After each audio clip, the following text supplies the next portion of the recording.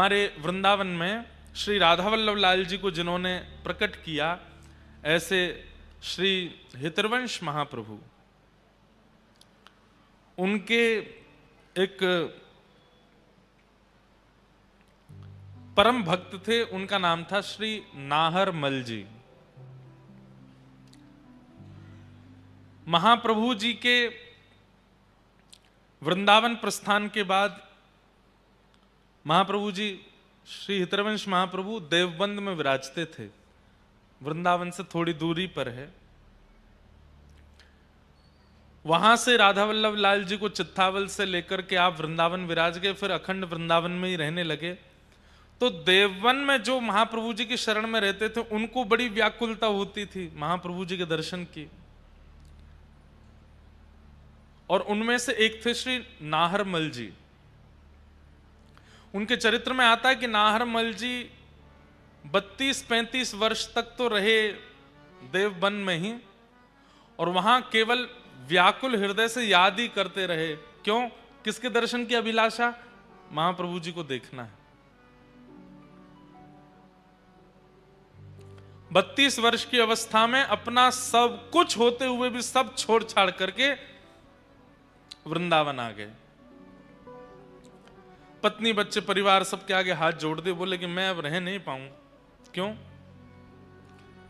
बच्चों को देख के तो सबको सुख मिलता है, परिवार को देख के तो सबको सुख मिलता है, पर सजल श्याम घन वरन लीन है, फिर चित अनत ना भटक्यो मेरो मन, गिरधर छवि पे अटक्यो। सजल श्याम घन वरण लीन है। अभी कोटा में भी शायद परसों तरसों में ये बात कह रहा था, आपने ठाकुर जी को पकड़ा तो आपका मन व्यापार में भी लगेगा, परिवार में भी लगेगा, पैसा में भी लगेगा, रोटी में भी लगेगा, विदेश घूमने में भी लगेगा, देश घूमने में भी लगेगा, अच्छा पहनने में भी लगेगा। आपने ठाकुर जी को पकड़ा तो और जगह भी मन लगेगा, पर अगर ठाकुर जी ने आपको पकड़ लिया और कहीं मन नहीं लगेगा। फिर वस्त्र वो नहीं पहनोगे जिससे सब रीझ है। कुछ भी पहना दो तन ढकना ही है, कैसे भी पहना दो। कुछ भी खवा दो पेट भरना ही है, बस प्रसाद होना चाहिए। कहीं भी ले चलो जाना ही है, बस वहां ठाकुर जी का अनुभव होना चाहिए। ठाकुर जी ने अगर आपको पकड़ लिया तो और कहीं मन नहीं लग सकता, सब जगह से मन हट जाएगा। तो ये भी एक प्रमाण है कि अगर सब जगह मन लग रहा है तो अभी तक ठाकुर जी ने नहीं पकड़ा है। सब जगह आनंद आ रहा है, सब जगह सुख मिल रहा है, सब जगह बढ़िया लगता है। अन्यथा मत समझिएगा, हम अपनी प्राइवेट बात ज्यादा बताते नहीं, पर कई लोगों के मन में विश्वास हो जाए इसलिए बताते हैं। हमको ब्याह शादियों में जाना अच्छा नहीं लगता, पता नहीं क्यों। और मैं बहुत, हमारी माताजी पिताजी सबको पता है घर में, मैं विवाह शादियों में कैसे जाना पड़ता है कभी कभी। मैं तो खुद डरता हूं, खुद के ब्याह में कैसे जाऊंगा। उसमें डर नहीं, मतलब ऐसा लगता है कि जोड़ी तो हमारे प्रिया प्रियतम की ही अच्छी है। अब चाहे जो कितना भी कोई दुल्हा सज धज के आ जाए, कितना भी कोई दुल्हन बढ़िया 2.5-3 किलो मेकअप लगा लावे, बढ़िया ठीक है, मंच पे वो लोग खड़े होते हैं, खूब पटाखे फूटते हैं, सब होता है, पर पता नहीं क्यों ऐसा लगता है कि नहीं, युगल तो हमारे प्रिय प्रियतम ही हैं, उनका ब्याह होला हो, उनका हो। अब सब कहता तो हूं मैं, कभी ना कभी हमारो ब्याह होएगा तो ये सब तो होएगा, पर मन में एक भावना आती है, नहीं मुझे ज्यादा रुचिकर लगता। और ब्याह में भी नहीं, किसी के पारिवारिक उत्सवों में मेरे को रुचि नहीं आती। जैसे लोग अपना जन्मोत्सव मनाते हैं, कई लोग फोन करके कथा भी इसलिए कराते हैं कि हमारे इनके जन्मोत्सव में कथा, तो मैं फिर उनको फिर 2-3 साल बाद की तिथि दिलवाता हूं। बोले जन्मोत्सव तो अगले साल है 50वां। मैंने की कोई नहीं, हम 53वें जन्मोत्सव में करेंगे कथा। मन थोड़ा कम लगता है, और शायद यही एक स्थिति होगी जिसके कारण अब कथा करते हैं, थोड़ा असर तो जीवन में पड़ता है ना, तो व्यवहारिक पारिवारिक व्यवहारिक जो क्रियाएं होती हैं उनमें कम रुचि बनती है। और बनेगी ही, इतनी कथा कहते हैं, ठाकुर जी की सेवा करते हैं तो कुछ तो असर पड़ेगा ना। और भी कई ऐसी स्थितियां हैं जिनमें रुचि कम लगती है। तो ये होता ही है, ठाकुर जी जिसको अपने पास खींचने लगते हैं धीरे धीरे, वो धीरे धीरे संसार की कई स्थितियों से अलग होता चला जाता है, थोड़ा विलग होता चला जाता है।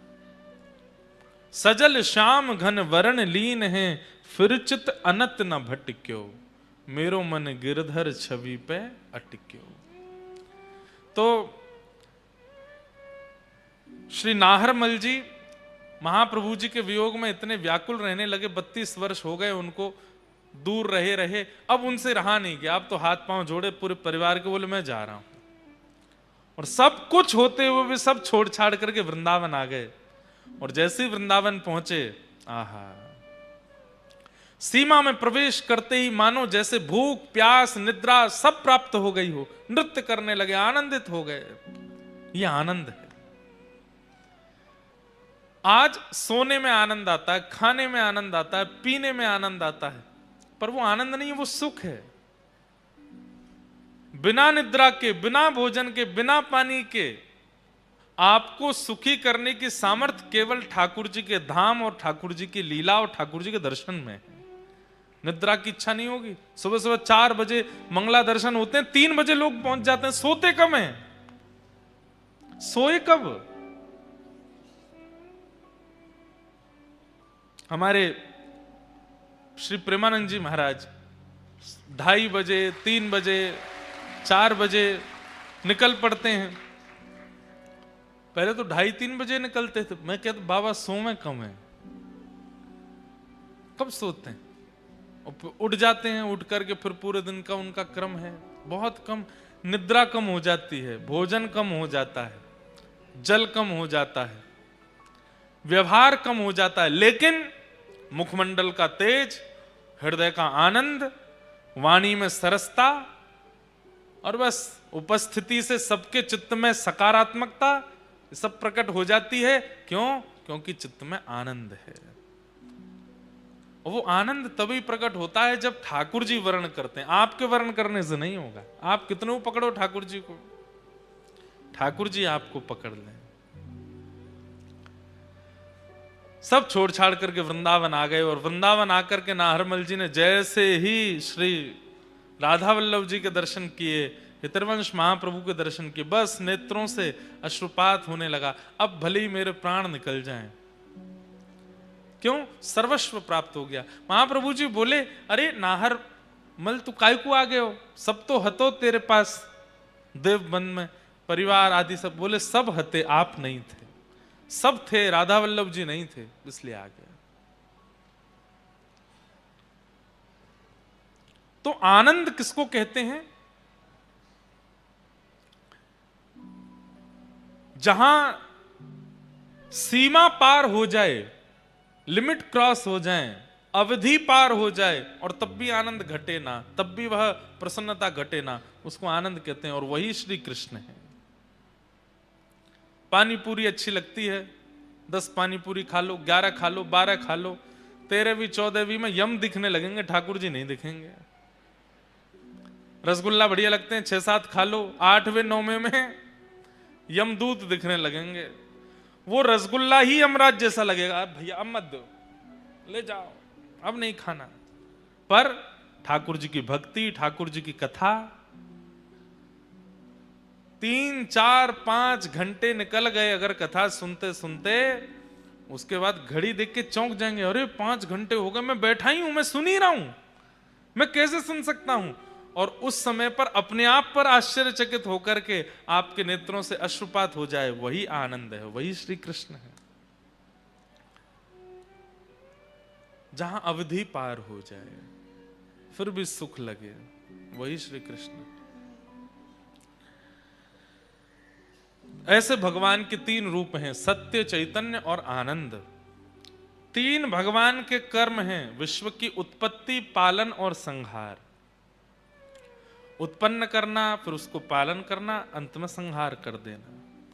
तापत्रय विनाशाय, तीन प्रकार के तापों का जो नाश करते हैं, ऐसे श्री कृष्ण को हम बारंबार प्रणाम करते हैं। श्री कृष्णाय वयम नमः। बंधुओं, महात्म की चर्चा में सबसे पहले सौनकादि ऋषि 88,000 सौनकादि ऋषियों ने सूत जी महाराज से प्रश्न किया, भगवान भगवत प्राप्ति का कलिकाल में सर्वोत्कृष्ट साधन क्या है? ठाकुर जी को प्राप्त करने का कलयुग में सबसे श्रेष्ठ साधन क्या है? तब श्री सूत जी महाराज कहते हैं, श्रीमद् भागवती वार्ता, भागवत की कथा। आप चाहे हम खुद अनुष्ठान करते हैं, खुद यज्ञ करते हैं, खुद सब कुछ करते हैं, पर सबकी एक अवधि है, उतना ही करते हैं, पर बाकी के समय केवल और केवल कथा में ही रहते हैं। श्रीमद् भागवत की कथा सुनिए और उसको पालन करने लग जाइए, इसी से ही ठाकुर जी मिल जाएंगे। तत्श्रवण प्रपठन विचारण परो भक्त्या विमुच्येन नर। भागवत जी का आश्रय ले लीजिए, कथा से ही ठाकुर जी मिल जाएंगे। एक काशी में ब्राह्मण थे, बचपन से ही उनको भागवत जी पढ़ने का शौक लग गया। बताओ, ऐसे शौक लगे तो कितना अच्छा। वही भागवत जी हैं, लेकिन एक आश्चर्य की बात है, हर बार भागवत जी का अध्ययन करने में आपको नहीं लगेंगे। ये भागवत जी का आधुनिकता है। जितनी बार आप सुनोगे, जितनी बार आप पढ़ोगे, जितनी बार आप अध्ययन करोगे, उतनी बार भागवत जी नवीन हो जाती हैं। पुरा अपि नवम इति पुराणम, इसीलिए पुराण है। और पुराण भी नहीं है, महापुराण है। तो काशी में एक विद्वान रहते थे, बचपन से उनको भागवत जी पढ़ने का शौक लग गया। अब तो ऐसा शौक लगा, उठते बैठते चलते फिरते बस उनको यही लगता मैं कहीं एक आसन लगा के बैठ जाऊं, भागवत जी पढ़ूं। परिवार के बच्चों के साथ खेलने भी जाते तो बच्चे खेलते, वो बैठ के अपने भागवत जी पढ़ते रहते। सब लोग गंगा स्नान के लिए जाते, वो गंगा स्नान करके तुरंत भागवत जी पढ़ने लगते। सब ब्याह में गए, वो पीछे बैठ के भागवत जी पढ़ते रहते। इतना भागवत जी के प्रति आदी हो गए कि कोई और कामकाज उनको भाता नहीं था। घर वालों ने कहा ब्याह करा दो इसका, अपने आप बुद्धि ठिकाने आ जाएगी। कोई काम नहीं करता, धंधा नहीं करता, पूरे दिन ये किताब सी पढ़ता रहता है। किताब नहीं है, साक्षात कृष्ण है भागवत जी। घर वालों ने विवाह करा दिया। विवाह के बाद भी वही बात है ना, ठाकुर जी जिसको पकड़ लें वो कैसे भी नहीं बदलेगा। विवाह के बाद भी भागवत जी को नहीं छोड़ा। रात्रि में नींद खुल जाती है तो उठ के हाथ मुंह धो के आचमन करके भागवत जी पढ़ने लगते हैं। सुबह उठते हैं तो भागवत जी पढ़ते मिलते हैं, दोपहर में तो भागवत जी। पत्नी भी कुछ दिन तो सहती रही, उसको भी लगा ये कुछ करते धरते नहीं। एक दिन पतिदेव से कहा गृहस्थ आश्रम में आ गए हैं, थोड़ा कुछ कार्य धंधा भी किया कीजिए। देवी हम आपसे एक सत्य बात कहें। बोले क्या? हम और सब कामों में नालायक हैं, नहीं कर पाएंगे। आप देख लो, कुछ आपको भाई तो कर लो घर चलाने के लिए, हमसे नहीं होगा। आजकल की कन्या होती तो छोड़ के चली गई होती, पर पुराने भारत के बोले अब क्या करें, हम ही कुछ करते हैं। तो वो घर घर जाती, भोजन बनाती और उससे जो वेतन मिलता उससे घर चलता था। पतिदेव कुछ नहीं करते। चलने लगा घर, 2-3 बालक भी हो गए, लेकिन भागवत जी के प्रति मोह घटा नहीं।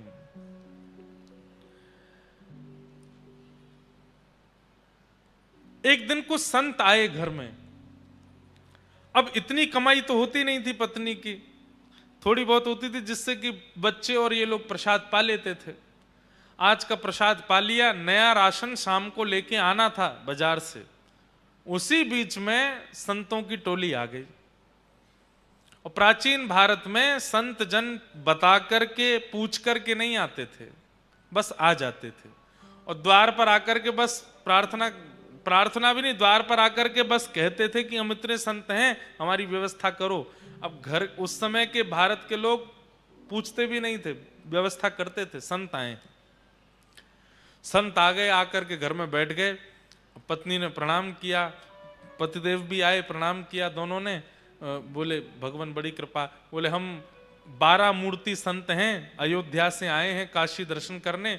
आपके घर के बाहर तुलसी वन देख करके, गैया देख करके हमको लगा कोई विप्र ब्राह्मण हैं, हम 12 संत प्रसाद पाएंगे, तैयारी करो। अब पत्नी दौड़ी रसोई में, पीछे से ब्राह्मण देवता भी आए, देवी बनाओ। बोलो कहां से बनाए, सब तो खत्म हो गया, राशन लेकर के आना है। तो बोले 2 पैसा ले आए राशन। बोलो कहां से दें, सब खर्च हो गया इस महीने का, इस महीने की पगार अभी मिली नहीं, कल मिलेगी, फिर राशन आएगा, फिर बनेगा। पत्नी तो व्याकुल हो गई, मैं हमेशा संभाल लेती हूं, इस बार आप संभाल लीजिए कुछ। अब पतिदेव बोले देवी तुम तो जानती हो हम तो कुछ करते धरते नहीं, हम पे तो 1 रुपया भी नहीं है, कैसे हम कैसे संभालें, कुछ तो कीजिए। कहीं से भी संत जन बैठे हैं, इधर जामे उधर जामे सब, लेकिन कोई व्यवस्था नहीं बनी। बहुत देर हो गई तो संत समझ गए कि यहां कोई व्यवस्था नहीं है, संकोच में ये हमसे बोल नहीं रहे हैं। संत जन अपने आसन लेके उठ गए, बोले बिटिया फिर कभी आएंगे, आज के लिए जय सिया राम कह करके चले गए। लेकिन आज इतने वर्ष बाद आज उसको बड़ी ग्लानि हुई और अपने पति से लड़ने लगी। आज आप भी अगर कुछ काम धंधा कर रहे होते तो घर की इतनी बुरी स्थिति नहीं होती। मैं घर घर जाती हूं, रोटी बनाती हूं, पगार मिलती, घर चलाती हूं, बच्चों को पढ़ाती हूं। अगर आप भी कुछ कर रहे होते तो कम से कम इतनी व्यवस्था तो होती कि कभी संत महापुरुष आ जाएं तो प्रसाद पवा दें। बस पूरे दिन भागवत जी भागवत जी भागवत जी। अरे बचपन से अब तक आप इतना भागवत जी का अध्ययन करते आए हैं, क्या दिया भागवत जी ने हमको? कुछ भी तो नहीं। आप कहते हैं इनको किताब मत बोलो, पुराण मत बोलो, ग्रंथ मत बोलो, कृष्ण है, कृष्ण है तो देते क्यों नहीं कुछ भी? इतना जीवन आपने समर्पित कर दिया, अपनी पत्नी का ध्यान नहीं रखते, बच्चों का ध्यान नहीं रखते, अपने पूरे खानदान का ध्यान आप नहीं रखते, पूरे दिन वो कृष्ण रूपी भागवत में लगे रहते हैं। क्या दिया भागवत जी ने हमको? जिस घर से संतों को भूखा जाना पड़ता हो, ऐसे घर में भागवत जी को मैं कृष्ण नहीं मानती। देवी ऐसा मत बोलो, तुम अभी जानती नहीं, वो साक्षात श्री कृष्ण है। मैं जब अध्ययन करता हूं मुझे नृत्य करते हुए, बोलते हुए श्री कृष्ण दिखाई देते हैं। तो ऐसा है, फिर आज एक काम कीजिए। बोले क्या? अपनी उठाइए भागवत जी और चले जाइए, घर में संभाल लूंगी, बच्चों को मैं संभाल लूंगी, सर्वस्व आपकी भागवत जी हैं। जिन भागवत जी के कारण हमारे पति की स्थिति ऐसी, संतों को भूखा जाना पड़े, मैं उनको घर में नहीं रखने दूंगी। इतनी बड़ी बात हो गई। पत्नी के इतना बोलने पर पतिदेव बोले दुनिया कृष्ण को घर में बुलाती है, तुम घर से निकाल रही हो? देवी इससे ज्यादा अब मैं सुन नहीं सकता, अब तुम रहो अपने बच्चों के साथ प्रेम से, मैं चलता हूं। अपनी पोथी उठाई और रोते बिलखते ब्राह्मण देवता मेरे कृष्ण हैं, मेरे ठाकुर जी हैं, हृदय से लगा करके निकल गए। गंगा के तट पे जाके बहुत रोए, बोले मुझे कुछ भी बोल देती, मेरे को मार भी दे, पीट भी दे, मैं सह लूंगा। हे ठाकुर जी, हे भागवत जी, आपके लिए क्यों कहा? मुझसे ये सहन नहीं होता।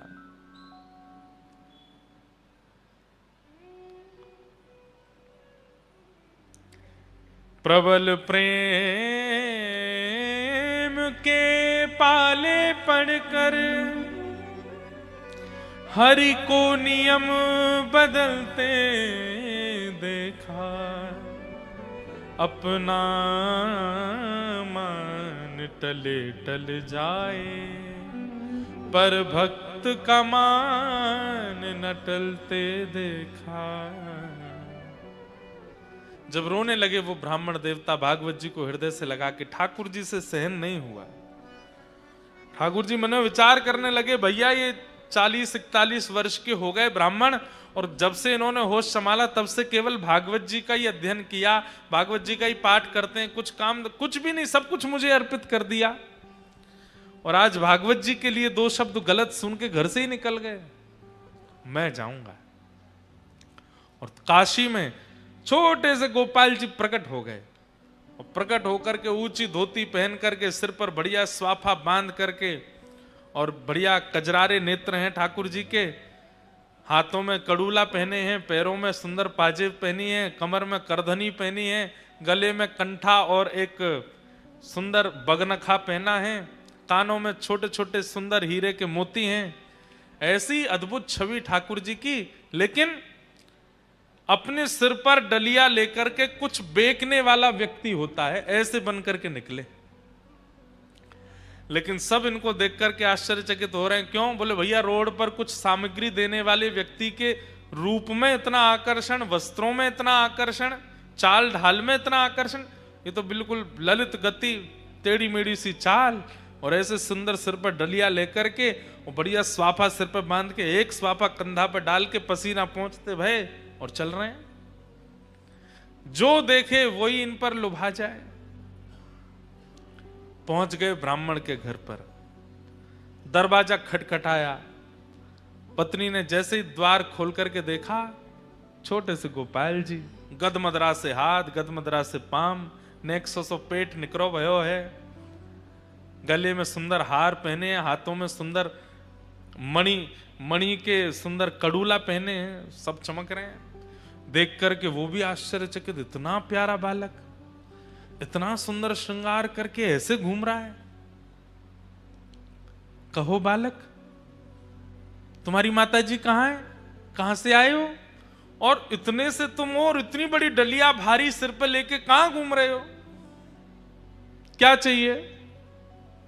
देखो, खाने पीने की वस्तु तो मेरे पास नहीं है, जल पिला सकती हूं। ठाकुर जी खड़े खड़े देख रहे हैं, और तुम इतने प्यारे हो, इतने सुंदर, माँ ने अकेले कैसे छोड़ दिए? कहां है तुम्हारी माता जी? तो ठाकुर जी उसको इशारा करते हैं, हम पे बोलना नहीं आता। अच्छा गूंगे हो? ठाकुर जी बोले, अच्छा गूंगे हो, कुछ लिखने को दूं? लिख के बताओगे? बोले हाँ। लिखने के लिए कुछ दिया, तो ठाकुर जी उस पर लिख रहे हैं। क्या लिखे? बोले आपके पति जो हैं उनका मैं सेठ हूं,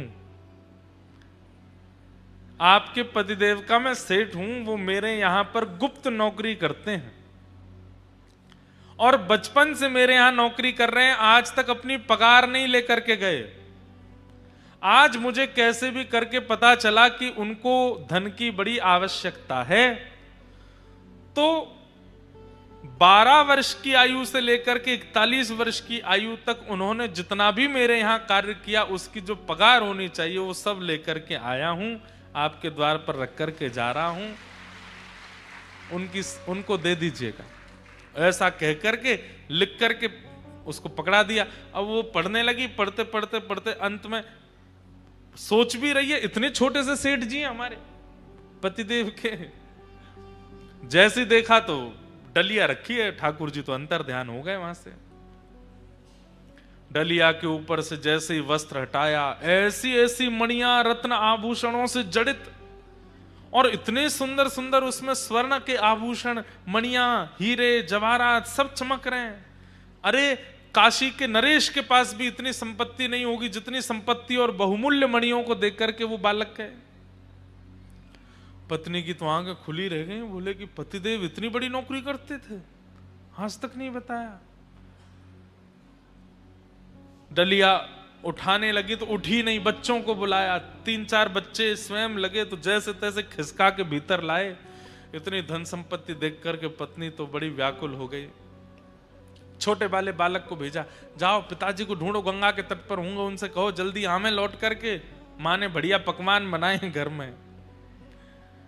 बालक दौड़ा दौड़ा गया तो वहां पर भागवत जी का पाठ कर रहे थे, अश्रुबिंद गिर रहे हैं। पिताजी जल्दी घर आइए, मैया ने बहुत सुंदर पकवान बनाए हैं आपके लिए, वो प्रतीक्षा कर रही हैं, आप पाएंगे तभी पाएंगे, जल्दी आ जाइए। ब्राह्मण देवता सोचने लगे, लड़ने के बाद पकवान कौन बनाता है घर में? हमको घर से निकाल दिया, इतना सब कुछ बड़ा बुरा बोल दिया, और सुबह संतों को पवाने के लिए एक फूटी कौड़ी नहीं थी, अब पकवान बनाए हैं। चलो भागवत जी का पाठ पूर्ण करके हृदय से लगा के गए। लौट करके घर जैसे ही आए, द्वार खटखटाया। इतने में तो पत्नी उसमें से कुछ स्वर्ण लेकर के बढ़िया साड़ी आड़ी खरीद के बढ़िया सुंदर तैयारियां करके आ चुकी घर पर, पूरा घर सजा दिया।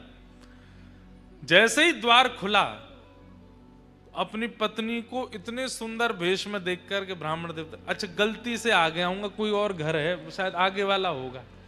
पत्नी बोली, अरे यही मैं ही हूं, कहां जा रहे हैं? देवी तुम हो? इतनी गोरी पहले तो नहीं लगी थी, इतना बढ़िया वस्त्र पहले तो नहीं पहना, कहां से आया? बच्चे आए निकल करके, वो भी बढ़िया सुंदर सुंदर धोती कुर्ता पहन के, तो बच्चों को देख के बोले, ये कहां से लाए हो?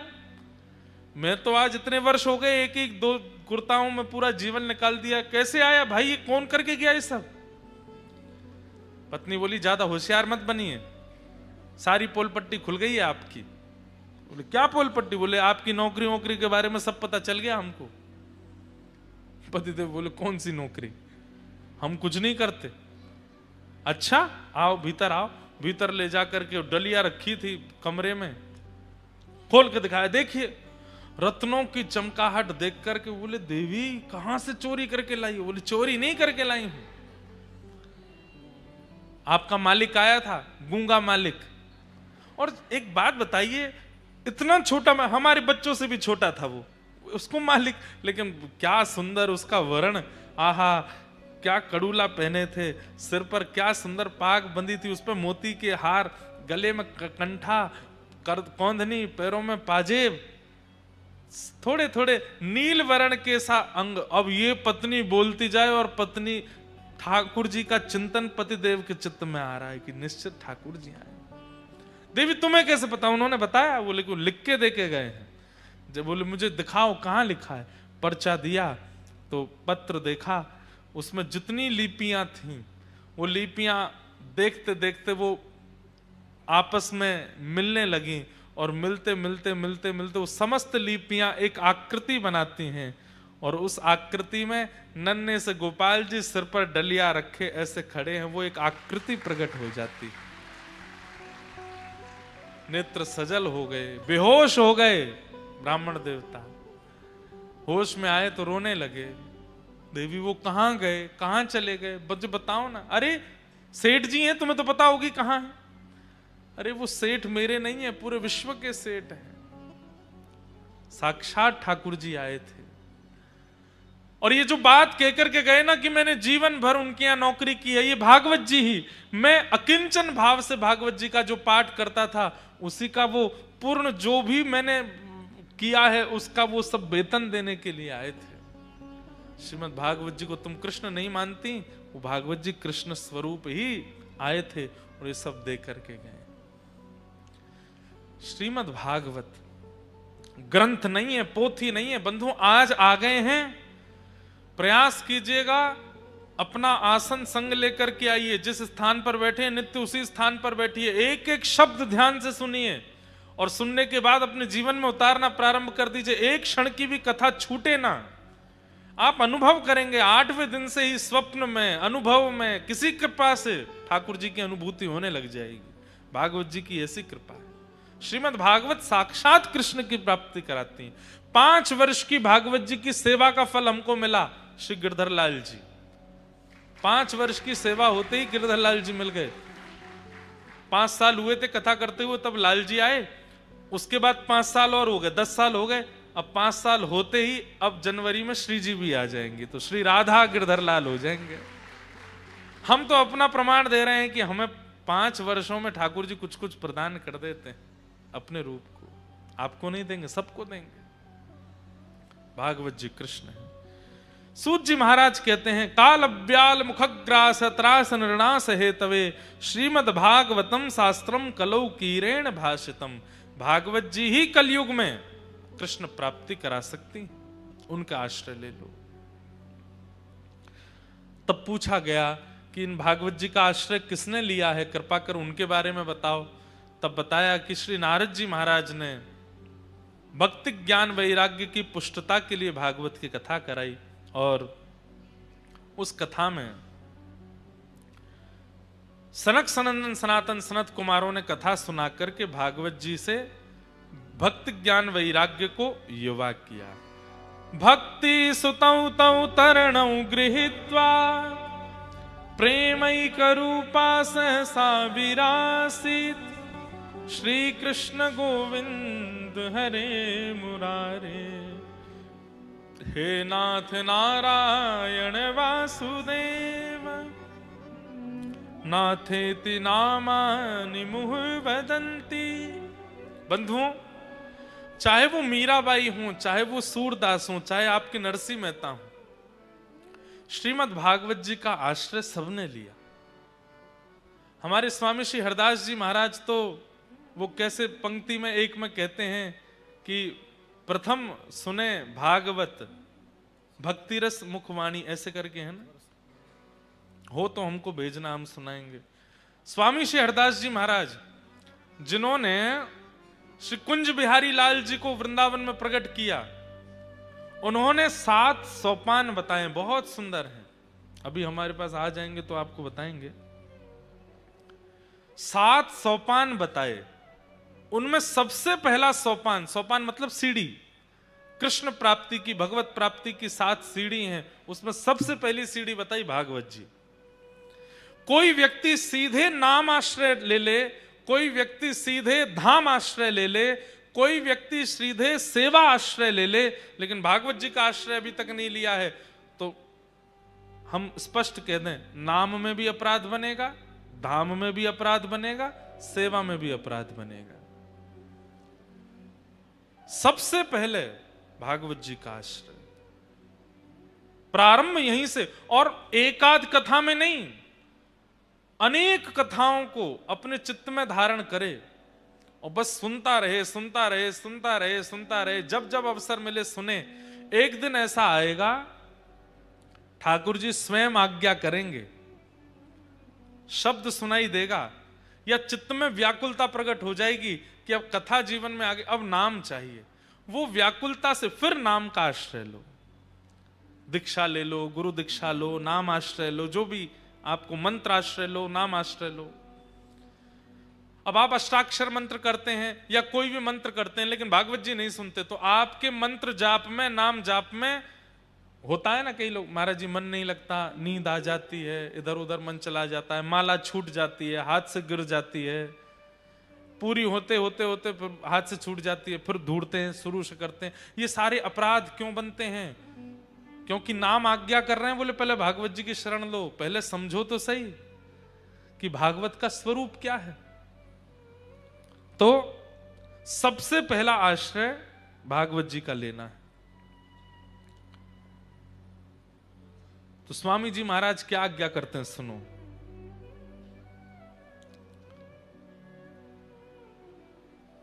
सात स्वरूप बताए।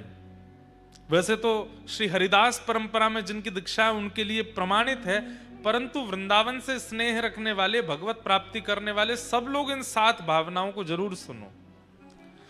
प्रथम सुने भागवत भक्त मुख भगवद वाणी, द्वितीय आराधे भक्ति व्यास नव भांति बखानी,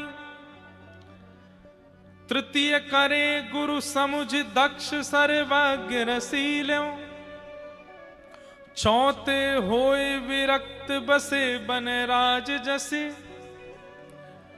पंच भूले देह सुध छठी भावना रास की, साते पावे रीति रस श्री स्वामी हरिदास की। बहुत ध्यान से सुनो। प्रथम सुने भागवत, सबसे पहले भागवत जी का आश्रय लेना चाहिए। अगर सब अपराधों से बचना चाहते हो तो कथा किनसे सुने? भक्त मुख। वक्ता जो हो वो स्वयं भी भक्त होना चाहिए, स्वयं भी सेवक होना चाहिए ठाकुर जी का। भक्त मुख से, ब्राह्मण मुख से भागवत की कथा सुनो। अब कई वक्ता हैं, किसी की निंदा नहीं, पर वो शब्द ब्रह्म में तो बड़े परिपक्व हैं, लच्छेदार वाणी बोलेंगे, एक से एक बढ़िया बात बोलेंगे, लेकिन स्वयं के निज जीवन में भक्ति नहीं है। उसकी वाणी से किसी में भक्ति नहीं आएगी। वाहवाही हो सकती है कथा में, पर चित्त में भक्ति तो तभी आएगी जब बोलने वाले के भी चित्त में भक्ति हो। तो प्रथम सुने भागवत, पहले तो कथा सुने। दूसरा, द्वितीय आराधे भक्ति व्यास नव भांति बखानी। कथा सुनने के बाद फिर क्या करे? नवदा भक्ति का आश्रय ले। बोले कौन सी नवदा भक्ति? दो नवदा भक्ति हैं, एक तो रामायण जी में बताई गई हैं, प्रथम भगति संतन कर संगा। पर यहां पर स्वामी श्री हरदास जी महाराज कह रहे हैं उस नवदा भक्ति का पालन करो जो व्यास जी ने भागवत में बताई है। श्रवणम कीर्तनम विष्णु स्मरणम पाद सेवनम अर्चनम वंदनम दास्यम सख्य आत्मनिवेदनम। श्रवणम कीर्तनम विष्णु स्मरणम पाद सेवनम अर्चनम वंदनम दास्यम सख्य आत्मनिवेदनम, ये नवदा भक्ति। इन 9 भक्तियों को धीरे धीरे जीवन में लावे, कथा भी सुनता रहे और 9 भक्तियों को जीवन में चित्त में उतारना प्रारंभ करे, अगर कृष्ण प्राप्ति करना चाहते हैं तो। तृतीय करे गुरु समझी दक्ष सर्वज्ञ रसीलो। फिर इन चीजों के बाद क्या करे? बोले तीसरी चीज, अब गुरु बनावे, अब गुरु का आश्रय ले जीवन में। कई बार देखा देखी गुरु बना लेते हैं, किस कोई मित्र के साथ चले गए गुरु बना लिया, दादी पकड़ के ले गई दीक्षा दिला दी, पतिदेव की जिद थी इसलिए दीक्षा हो गई, या उनके नहीं। दीक्षा एक प्रकार का संबंध है गुरु के प्रति, एक जैसे पिता का संबंध वैसे गुरु। उससे पहले ये 2 चीजें होनी चाहिए, भागवत की कथा सुने और नवदा भक्ति का पालन करे। फिर तृतीय आराधे गुरु। और गुरु कैसे होने चाहिए? सर्वज्ञ रसीलो। गुरु कैसे होने चाहिए? बोले रस युक्त होने चाहिए, जिनकी वाणी में, जिनके शब्दों में, जिनके विचार व्यवहार में रस पक्ष मजबूत हो, ठाकुर जी की रस वार्ताएं हो, उनको गुरु बनावे। दक्ष सर्वज्ञ रसीलो। चौथे होए विरक्त। और फिर गुरु दीक्षा लेने के बाद फिर चौथा काम क्या करे? बोले चौथे होए विरक्त बसे बन राज जसे।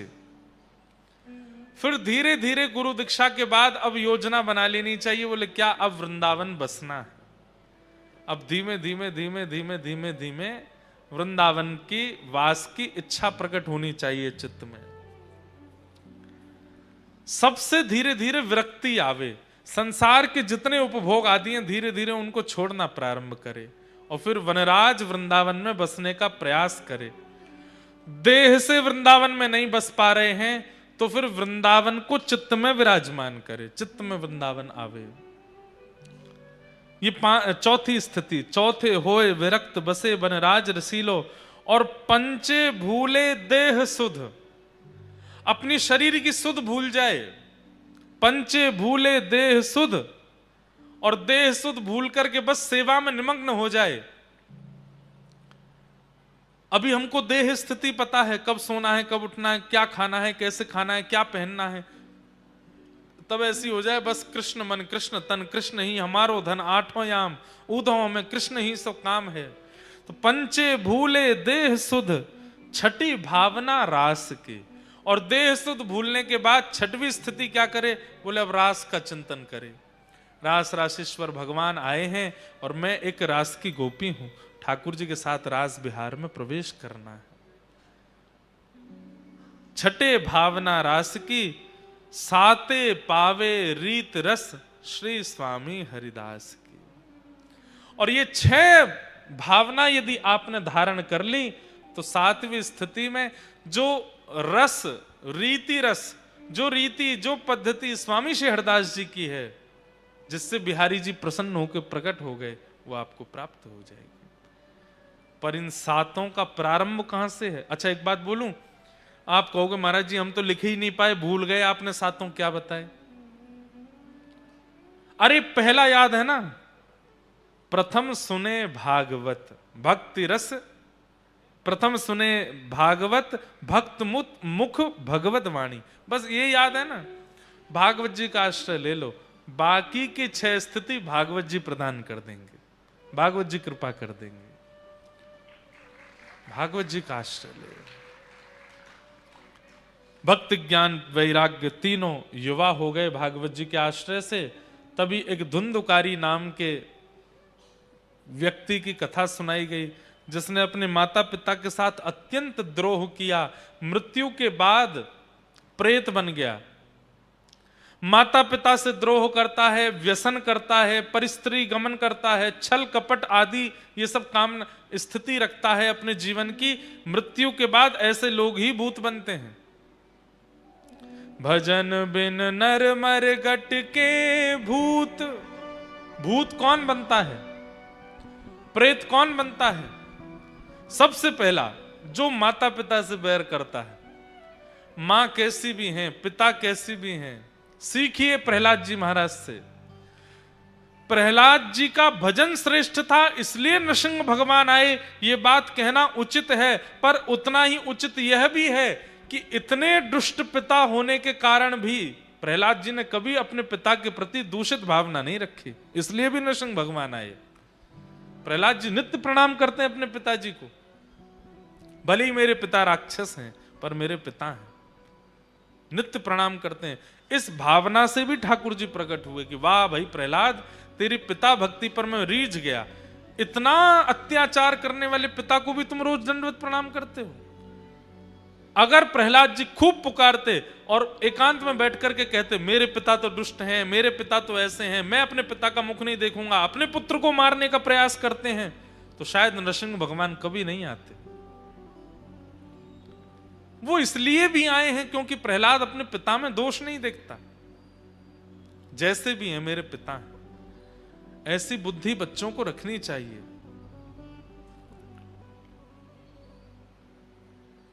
लेकिन माता पिता के प्रति द्वेष बुद्धि रखने वाला वो व्यक्ति मृत्यु के बाद प्रेत बनेगा, निश्चित बनेगा, उसको प्रेत योनि में जाना पड़ेगा।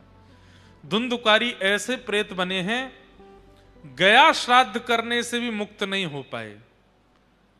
तब सूर्य नारायण भगवान ने आज्ञा करके इनके भाई गोकर्ण जी से कहा भागवत की कथा कराओ, क्योंकि अत्यंत कठिन प्रेत योनि में गया व्यक्ति गया श्राद्ध से भी मुक्त नहीं हो पाएगा। उसके लिए तो भागवत की कथा ही करानी पड़ेगी। श्रीमद् भागवती वार्ता मुक्तिदानेन गर्जति, प्रेत पीड़ा विनाशिनी, प्रेत पीड़ा से मुक्ति प्रदान करने वाली तो भागवत की कथा है। तब श्री गोकर्ण जी महाराज ने अपने प्रेत बने भाई का संकल्प लेकर के कथा की, और 7 दिन की कथा होते ही श्री धुंधुकारी एक दिव्य रूप धारण की और विमान में बैठकर के भगवत धाम को प्रस्थान कर गए, प्रेत योनि से मुक्त हो गए। ऐसी भागवत जी की कथा। मैं यहां एक बात कहता हूं, मृत्यु के बाद प्रेत बनने पर भागवत जी जब मुक्त कर देती हैं, तो मरे हुओं को जब मुक्त करती, हम तो जीवित हैं, हमको मुक्त नहीं करेंगे? निश्चित मुक्त करेंगे। इसलिए भैया ऐसी भागवत जी की शरण में आइए। आज प्रथम दिन कथा का महात्म को हम विराम देते हैं, विश्राम करते हैं। कल कथा 7 बजे से समय है, 7 साढ़े 7 के बीच में हम हर हाल में आ जाएंगे। कथा चलेगी 10 बजे तक, ताकि जो दूर से आ रहे हैं उनको जाने में कोई दिक्कत ना हो, वो सब भी जा सकें। प्रेम और भाव से सब लोग हमारे साथ का